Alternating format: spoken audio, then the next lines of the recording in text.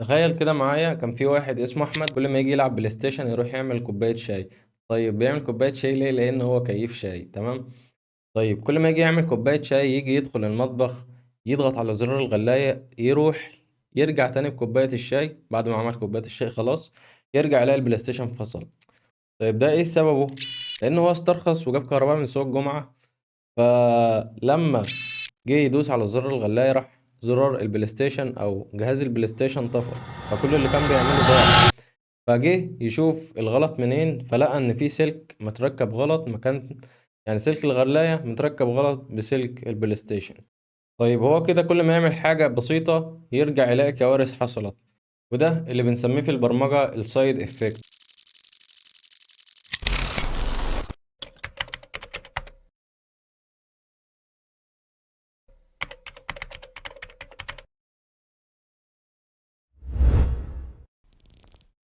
بسم الله والحمد لله والصلاة والسلام على رسول الله، اللهم صل وسلم وبارك على سيدنا محمد. طيب ايه هو التأثير الجانبي ده؟ ونصيحة ليك، كل اي مصطلح عامة في البرمجة اوعى تروح تترجمه، لان هو مش هيديك نفس المعنى اللي انت عايزه. تعال نعرف يعني ايه السايد افكت. السايد افكت في البرمجة وهو اي تغيير بيحصل اثناء تنفيذ الفانكشن او الدالة، او اي حاجة بتحصل على الدالة الا ان هي ترجع القيمة الاساسية. يعني لو الدالة رجعت النواتج للانبوتس، او عملت اي حاجة طبعت نص على الشاشة، او غيرت قيمة متغير، فده كله بيندرج تحت مسمى السايد افكت او التأثير الجانبي. يعني حاجة عملت حاجة نتجت حاجة تانية، دي اسمها السايد افكت. يعني بالمختصر المفيد اي حاجة بتحصل على الدالة غير ان هي ترجع القيمة الاساسية، فده كله بيبقى اسمه السايد افكت. فبس كده بكل اختصار. طيب تعالى نشوف ثلاث امثله عشان نفهم السايد افكت.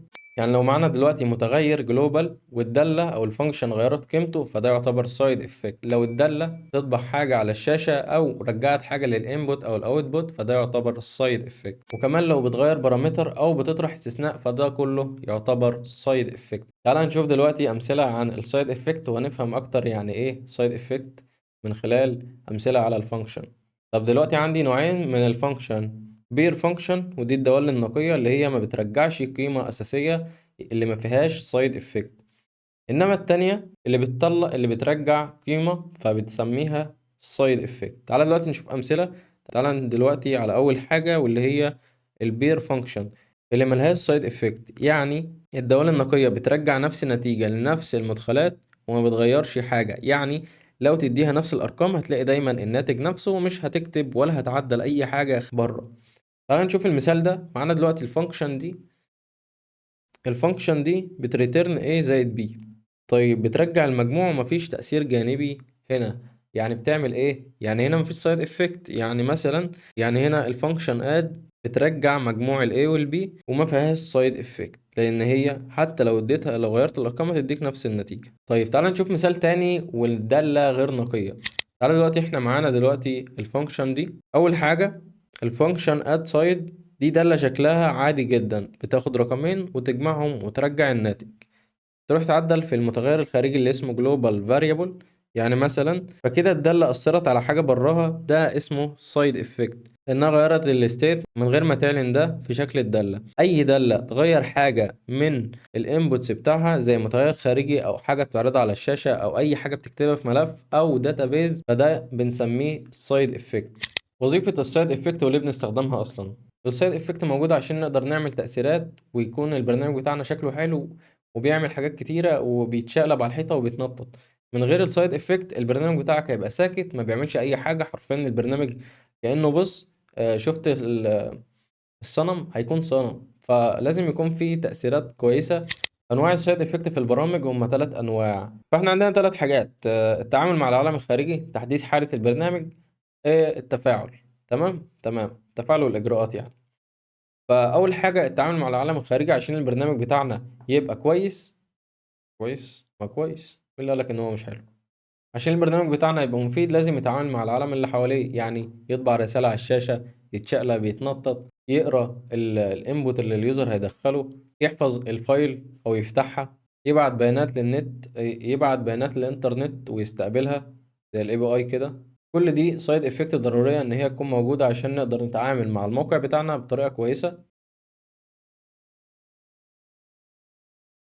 رقم 2 تحديث حالة البرنامج، أحيانًا البرنامج بتاعنا بيكون محتاج إن هو يتحدث على حالته الداخلية، يعني إيه؟ مش فاهم حاجة، زي مثلًا إن أنت تغيّر قيمة متغير global أو إن أنت تعمل تحديث لobject أو عنصر في الmemory أو إن أنت تعمل عداد أو تحفظ قيمة مؤقتة لعدد معين. رقم 3 التفاعل مع الإجراءات، بعض الأوامر لازم تكون موجودة عشان البرنامج بتاعنا يبقى أول حاجة يتصل بقواعد البيانات الdatabase، يقدر إن هو يتعامل مع الأجهزة الكاميرا أو الميكروفون اللي زي ده كده عامةً يعني، أو يفتح سوكت للشبكة. من غير الside effect الإجراءات دي مش هتحصل، والبرنامج بتاعك مش هيكون ليه أي دور حقيقي أو أي ردة فعل. أو أنت عارف مثلًا لمّا تبقى عامل برنامج ده بيمثّلك كإنّك أنت واحد وجِه واحد لطشك بالقلم وأنت ما لكش أي 30 لازمة، فواقف كده اللي هو أنا المفروض أعمل إيه؟ آخد أشواجندا والّا حاجة؟ فزي ما الside effect كويسة ليها عيوب، زي ما أي حاجة ليها مميزات ليها عيوب، فأي حاجة حلوة ليها حاجة وحشة.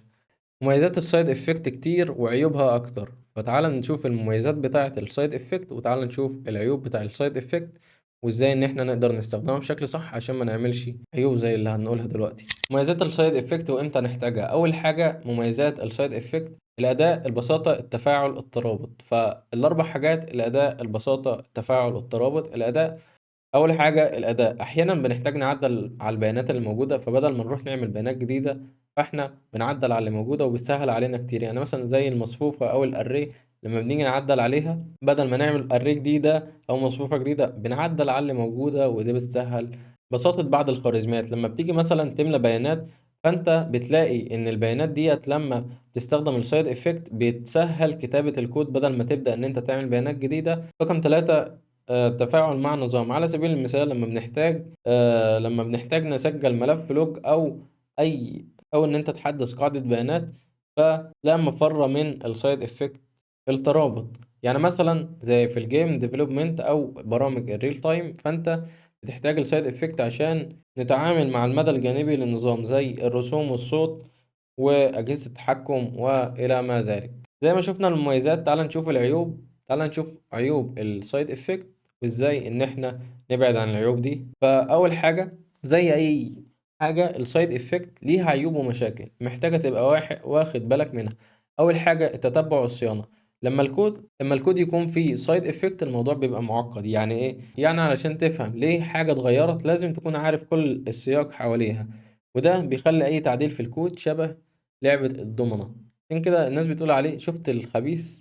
هو ده فخاخ خفية في الكود، كأنك غيّرت حاجة في مكان وفجأة حاجة تانية باظت وأنت مش فاهم إيه ده. رقم 2 ترتيب التنفيذ، وجود الside effect بيخلّي ترتيب الأوامر مهم جدًا. يعني لو في دالة بتغيّر حاجة لازم تتنفّذ في وقت معيّن، ولو بدّلت ترتيب الدوال دي أو الfunction دي النتيجة كلّها ممكن تختلف. رقم 3 قابلية إعادة الاستخدام، الدالة اللي فيها side effect بتعتمد على حاجة من برّاها وده بيخلّي استخدامها في مكانها تاني صعب. يعني بدل ما تكون function عامة تقدر تستخدمها في كذا مكان بتبقى مربوطة بسيناريو معيّن وده بيقلل من إعادة استخدامها. رقم 4 صعوبة الاختبار، الدوال اللي فيها الside effect صعبة في الunit testing. ليه؟ لأن الاختبار مش هيبقى بس على ناتج الفانكشن، لازم كمان تتأكد إن الحالة الخارجية اتغيرت.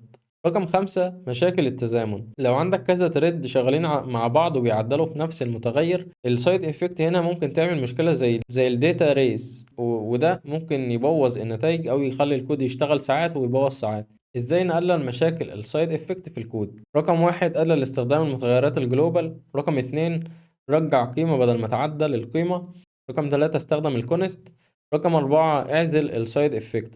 رقم 5 اعتمد على الدوال النقية اللي هي البير function. طيب في النهاية أحب إنك تكون فاهم الtotal كله عبارة عن إيه.